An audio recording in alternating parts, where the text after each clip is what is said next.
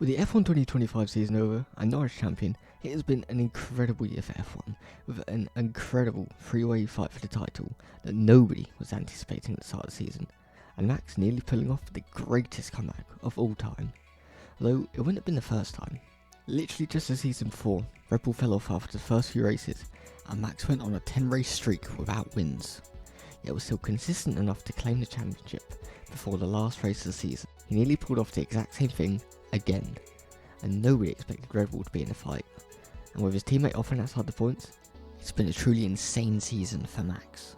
Now, many people will be talking about, Spain or Austria as key reasons why Max lost the championship. But you could also mention many races for both McLarens in Italy, Canada, Zandvoort, Qatar, Las Vegas, Singapore, and Kota, just to name a few. So rather than obsess over what ifs, I'm going to dive into how Max was able to close down a 104-point gap to just 2 points against the insanely dominant McLaren. Now, the season opener was in Australia. The Red Bull wasn't looking too bad, and Max was able to claim second after Piastri had a spin in wet conditions. And in China, he claimed fourth, just off of the podium, before taking pole and the win in Japan. So based off the results, it doesn't sound too bad, but considering it was nearly half a second off of the pace of McLaren's each race, and with the other Red Bull often outside the points, very far off the points, it is much more impressive than it initially looks. He would have a tough race in Bahrain, finishing just 6th, but managed to claim P2 in Jeddah despite a 5-second penalty for leaving the track at turn 1 on the first lap. He would then finish 4th in Miami after an absolute masterclass in defensive driving, before claiming yet another win at Imola after a bold overtake on the outside of turn 1 at the start of the race. At this point in the season, he was still only 22 points behind, and the fight was very much still on. Now, he managed a 4th in Monaco while Norris claimed victory, then a 10th, of course, in Spain after his tangle with Russell. I turn now. Good luck, everybody else. Now, Canada was a key race for Max. He managed to finish second while the McLarens tangled, causing Norris to retire and Piastri to finish down in 4th, off the podium. Then, in Austria, he had an unfortunate race, and on lap 1, after a misjudgment by Kimi Antonelli, he would be taken out of the race and wouldn't score any points, while McLaren went off to finish 1-2. Silverstone was also another difficult race for Max. In what should have been a good race, it was a wet race at Silverstone, and Max is usually not too bad around there. However, Oscar would get a penalty for braking too harshly under the safety car restart, which would later cause Max to spin just after the restart. With Max spinning and Piastri's penalty, Norris would go on to claim victory, a major event in Norris' championship when you actually look back at it. Tough race for Verstappen and Piastri. He then finished 4th in Spa, and then a disappointing 9th in Hungary during growing team tensions and Christian Horner being fired from Red Bull. And at this point, he was 97 points behind. Red Bull was lost, there was internal team tensions and a change of teammates and a change of team principal, with neither really getting anywhere near the points. It was looking really bleak for a team that had literally achieved record-breaking levels of domination just 2 seasons prior to this. Another key race was Zandvoort, where Max absolutely sent it on the first lap with a mega overtake around the outside, which he barely held on to and almost span and crashed out the race. However, he would hold on until the end of the race where Lando would DNF with an engine failure, promoting Max to P2. Max would then take a dominant win in Italy, which no one expected, after a few bold moves and a pit stop drama with McLaren, leading to McLaren to controversially ask Piastri to swap positions with Norris, promoting Norris to P2. Now, Max was still 94 points behind, but this was the start of a major turnaround in his championship run. Norris and Piastri had their fair share of wins, and so far Piastri was in the lead.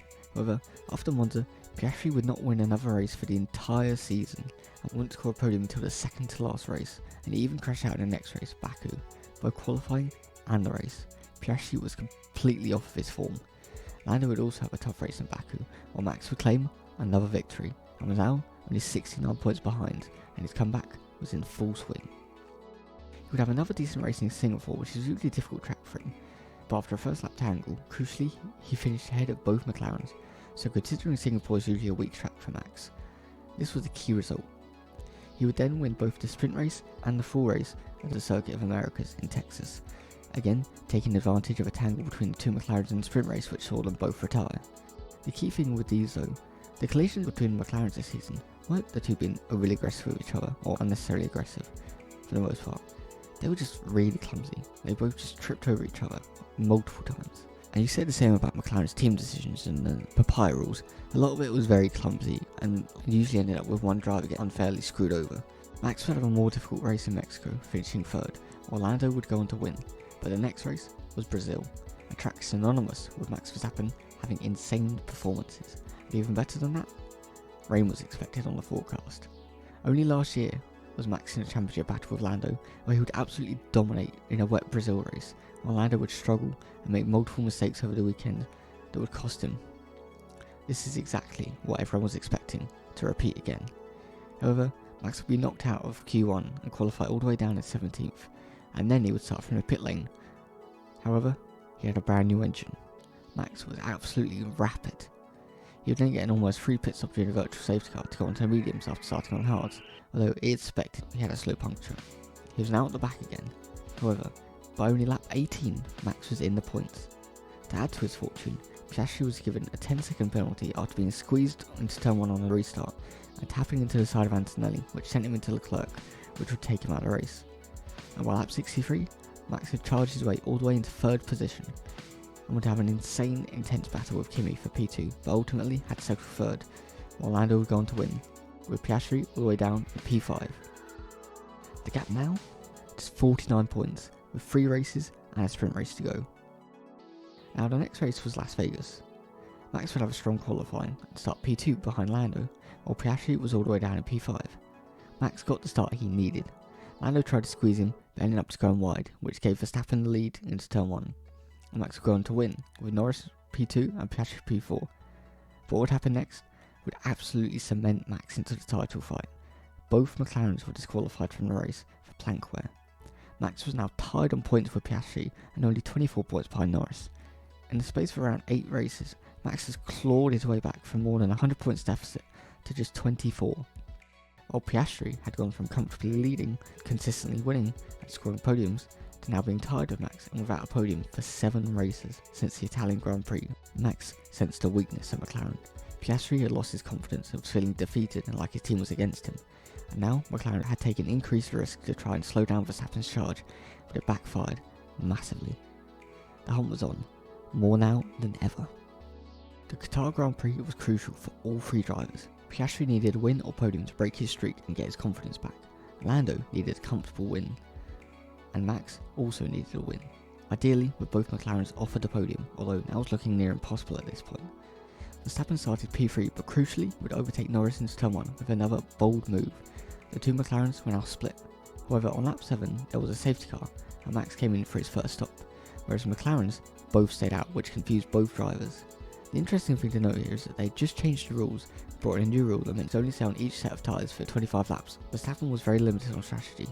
However, he quickly caught up to the 2 McLarens and had the advantage as the McLarens would be pitting onto the hard tyres. They couldn't catch Max, and to add to Max's fortunes, Carlos would also take advantage of strategy and take P3, denying Lando that crucial podium. Piastri would finish P2, finally breaking his streak and having a strong performance for the first time in what felt like nearly half the season. It wasn't going to be easy for any of them. Lando still had a 12-point lead over Max and a 16-point lead over Piastri. However, Max was on form, and now so was Piastri. It would all go down to Abu Dhabi, the first three-way title fight, the last race since 2010, 15 years ago. And in that race, the person who was third in the standings ended up coming away as champion. It was anyone's championship. Now going into the race, Max did everything he needed to do. He put it on pole with Lando in P2 and Oscar in P3. Max would get a strong start and keep the lead. However, to everyone's surprise, Oscar would pull off a sensational move around the outside of Lando to take P2, all while on a slower tyre and without DRS. However, he couldn't quite get close enough to Max. And to add to their troubles, Leclerc was also starting to become a threat for Norris and take him off his crucial podium position which he needed to remain champion. However, the Ferrari just wasn't quick enough and Norris pitted and was now behind Tsunoda. Now, all the fans sat in anticipation. Everyone had flashbacks to Perez holding off Hamilton in 2021 with some legendary defensive manoeuvres and bringing Max back into the race. Could Tsunoda, after a forgettable and tough 2025 season, finally redeem himself and back up Norris just enough to lose him the podium position and make Max the champion against all odds? No. He pushed Norris off the track, got himself a penalty, all Lando got nothing, and was instantly overtaken, easily, barely holding up Norris. That just about sums up Yuki Tsunoda's season. Anyway, Max would end up having a dominant win, but in the end, it wasn't enough. Lando was P3. Max had lost the championship by just 2 points. Now, well, you could say, what about Austria, what about Spain? But you could say the same thing for McLarens about infinitely more races where they messed up and allowed Max to absolutely take advantage at crucial moments he needed to. But Max clawed his way back from 104 points to just 2, all while going against the fastest car, in a car where he was often the only driver in the points, all while gifting us a 3-way title fight that went down to the last race of the season. Max might not have won, but he made the season absolutely unforgettable, and he proved why he's a 4-time champion, and why you should never count him out no matter what. Thank you for watching.